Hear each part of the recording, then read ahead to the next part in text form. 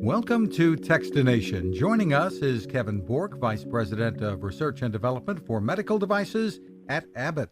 Thank you for joining us, Kevin. I'm pleased to join you. Thanks for the opportunity. And you've spent many years working on technology to help keep people alive. Give us a bit of an overview, if you can, on the kinds of work that you've been doing, I guess, to try to keep the heart beating. Yeah, that's right. Well, it's the approach is actually more popular in the media, where hearts are removed when you reach these advanced levels of heart failure. But we take a different approach. We don't remove the heart, so we don't have something called a total artificial heart. We have a technology that's actually called a left ventricular assist device, which is a mouthful. We shorten that to LVAD. And our approach is to leave the sick heart in place and to put basically the inflow of our pump, it's a pump, in the left ventricle, and the outflow is attached to your aorta, to have let's say a weakened heart that continues to operate to the extent it can, but our medical device that's implanted that takes up all or part of the necessary circulation to make your other organs happy. So we instantly restore perfusion to patients who have been lacking it, often for some number of years, and have continued to decline in heart failure with our device. And this is used primarily to keep people alive who aren't eligible for transplants or prior to receiving a transplant. Describe this for us. You know, in the early era of this actually was largely targeted to people who were candidates for cardiac transplant, which is a definitive therapy for folks. But as you know, the supply of organs for people who are on the transplant waiting list is far short of those who could benefit from a transplant. So the device was actually imagined as something that could keep these candidates alive while waiting for their organs. We've long gone past that as the end goal. Certainly the reliability of the newer devices is so good that we envision that this is actually a destination therapy of sorts, or an ultimate therapy for people who aren't candidates for cardiac transplant, for various reasons. And certainly it has a measure of protection for those who would otherwise die on a cardiac transplant wait list. Well, what are the advantages to this approach over a full mechanical heart?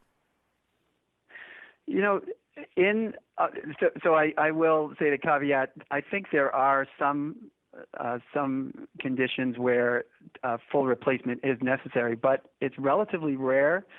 And when you remove the human heart, you often are taking out the pump that no longer works, the mechanical function of the heart, but you're also removing a lot of the other systems that are in place that are working fine. There's some electrical systems, chemical systems, and so forth that provide the homeostasis that the humans need to sort of close the loop on variables that keep that protect you from becoming too cold or too warm.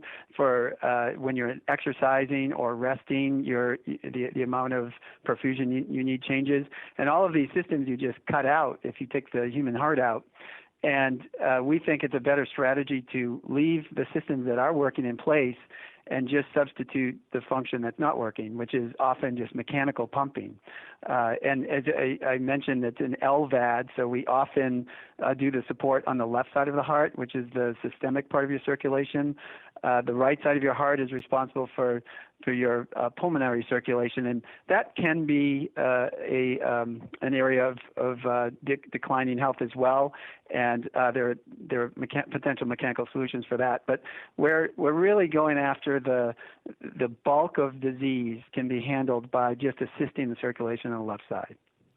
And of course, you're working to continue the advancement here. So what are some of the things that might be on the horizon? Right now, this system, the LVAD system, is kind of a wearable thing too, right? It's not all internal. That's right. That's true. Right now, maybe I'll mention a couple of things that are maybe the most exciting technical advances on the horizon. One refers to what you just mentioned. We have an electrical drive line that exits your abdomen. Of course, it starts at the pump, but it comes out to get some power, some means of powering the system that are external. You can either, when you're sleeping at night, for example, you probably want to be plugged into the wall, so we have a unit that allows you to do that. And when you're mobilized during the day, you can carry some batteries on you. But even though that external equipment is, it has some inconveniences to the patient, they always need to manage their batteries and so forth. And we envision a fully implanted system where you could have an implanted battery, a battery inside, and a coil that's inside that actually could be activated and the battery could be recharged by a system on the outside, so that you wouldn't need a drive line coming through the skin. You could have completely intact skin, a fully implanted system, and you would, for some number of hours during the day, have to wear external equipment to recharge your battery. But for some meaningful period of time, let's say 4 to 6 hours or something like that, during the day, you could be free from your equipment, get completely free from your equipment. And right now, our patients, always have this constant reminder that they have heart failure because they have equipment that they carry around, and that's even, if you're not hiding it under clothing or something, it's perceived by people on the outside. And we would love to really improve a patient's quality of life by eliminating that factor. Would you liken that to the wireless charging for mobile phones and things like that today?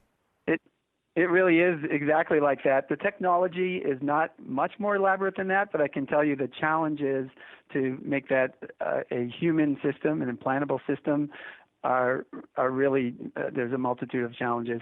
We just to name a couple, the need to keep the temperature of these systems that have efficiencies associated with them, and they're heat generating, to keep those temperatures low is super important, where it may not be, it may be less important on a commercial product.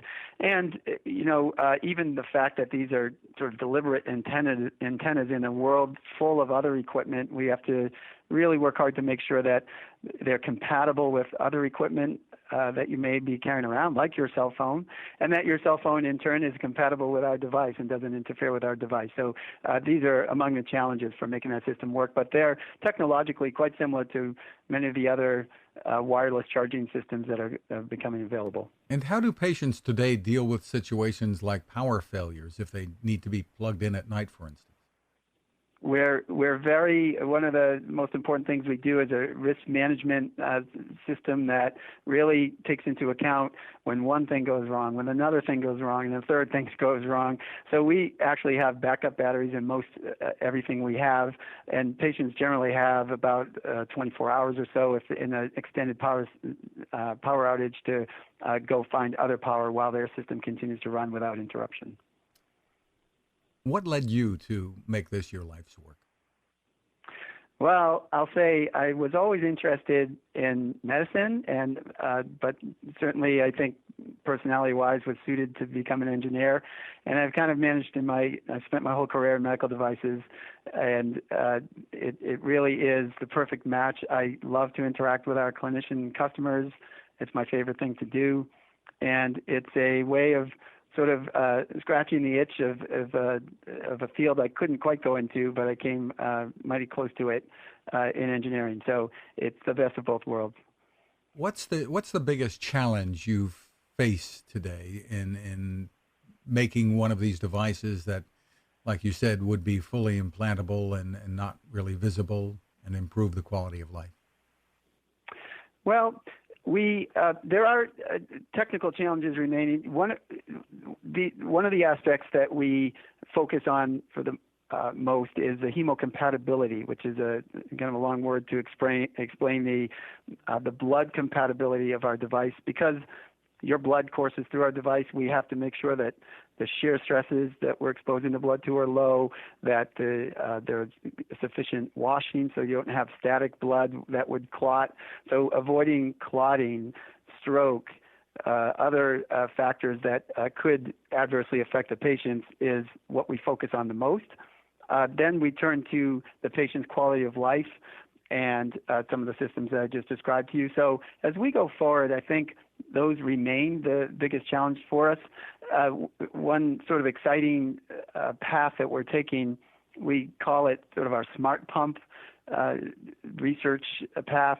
It's looking at the not just setting a pump at one speed and just operating forever at that speed, but having a pump that responds to the physiologic demand of the patient. So, for example, the pump might automatically turn down in speed while the patient's sleeping, or might accelerate when the patient is exercising. Those sorts of things are not that easy to do, but they're certainly things that we think are, as we move forward, future pumps ought to be able to do. So I think those challenges are probably the biggest ones that we have, is really meeting the demand of the patients, and actually when we think about a cardiac transplant being the definitive therapy, as I mentioned before, we actually would love to make pumps the definitive therapy, because those are not in short supply. Those could be made to however many were needed by society, and I think that's one of the biggest benefits that we could have on our horizon. Are things like 3D printing of great help to you?